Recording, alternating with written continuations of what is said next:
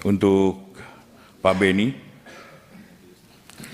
terkait pengepungan Kejaksaan Agung, dilakukan jujur aja, dilakukan oleh oknum Brimob.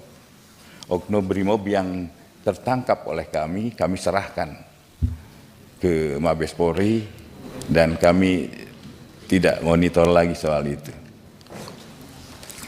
Kemudian penanganan perkara dasarnya pada hukum acara pidana yang berlaku termasuk tentang perda timah dan timah ini kami tidak akan terhenti di situ. Memang ada isu-isu si A, si B. Di dalam hasil pemeriksaan terhadap para tersangka, saya tadinya mengharapkan dia bunyi siapa di belakangnya, atau siapa pemilik modalnya, atau siapa pelaku yang lain. Jadi mereka tutup mulut, tidak ada menyebutkan si A yang sering disebut-sebut Bapak di media.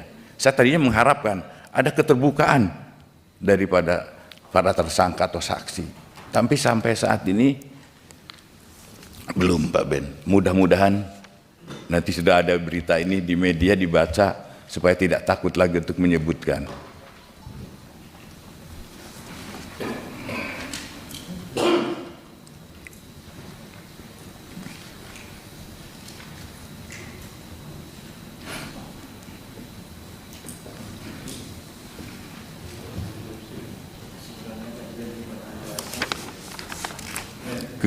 Tanggung Pak Beni, biar Pak Jaksa Agung lanjut dulu. Kemudian soal pemalsuan yang kerap digunakan oleh mafia tanah.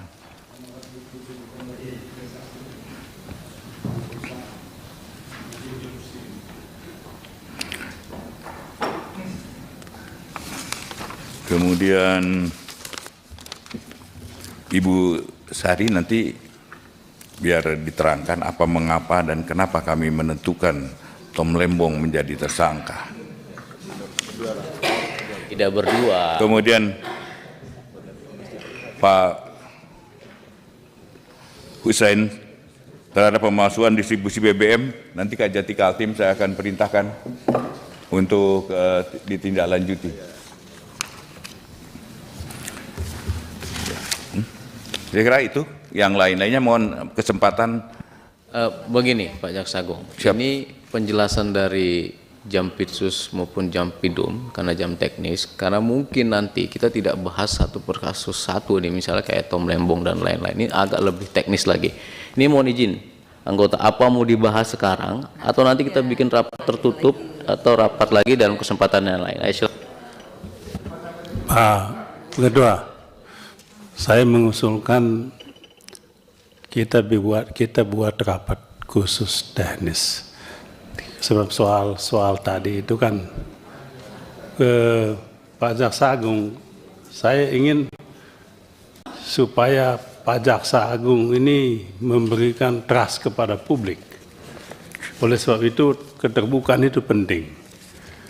Ya. Tadi kalau Pak Jaksa Agung bilang hanya menunggu namanya disebut-sebut kan enggak elok juga kan Pak Jaksa.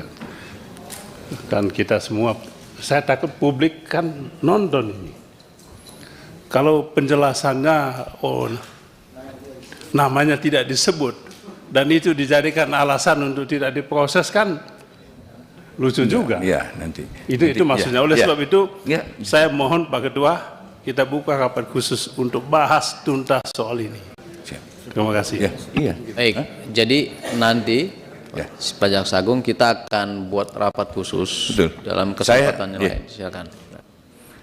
Terima kasih Pak Ketua. Justru saya bersyukur. Saya menerangkan ke media, ke masyarakat, ini loh yang sebenarnya. Dan bagi saya, tidak ada suatu hal yang mengganjal hati siapapun bagi saya. Kalau itu perbuatan, lakukan dan akan kami lakukan.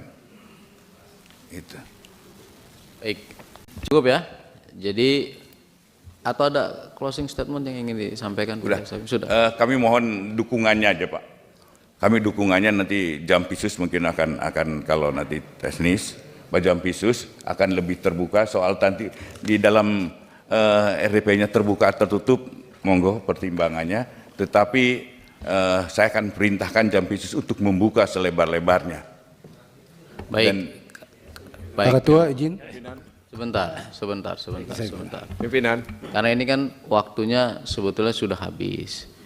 Nanti dalam kesempatan yang lain ini kita tadi sudah sepakati kita akan lakukan rapat khusus dengan jam teknis agar kita bahas itu bukan hanya perkara 1-2 orang yang tadi kita omongkan, tapi keseluruhan perkara yang lain yang memang tujuannya penegakan hukum untuk tadi menutup kebocoran-kebocoran terkait sumber Pimpinan, dana. Gimana? Sebentar. Kalau bicara masalah penegakan hukum, itu jangan batasi ruang dan waktu. Baik. Pimpinan. Ya. Begini. Saya setuju pandangan Pak Bini tadi. Ya. Kalau memang memungkinkan kita lakukan pertemuan khusus secara teknis untuk betul-betul memahami tentang langkah-langkah yang sudah dilakukan oleh Pak Jaksa Agung dan jajarannya supaya yaitu opini yang terbangun di publik ini bisa terjawab gitu loh. Baik. Jadi tidak ada sangka lalu kemudian karena apa yang disampaikan oleh Pak Jaksa Agung tadi ini kan juga masih debatable ya. Untuk menetapkan seseorang itu hanya didasarkan pada keterangan saksi, tapi kan 183 jelas.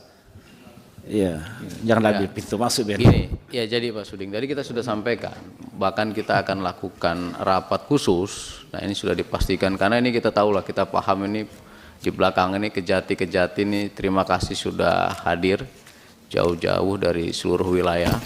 Dan Pak Jaksa Agung juga harus tidak menutup kemungkinan nanti ke depan kejati-kejati itu bisa dipanggil juga. Silakan.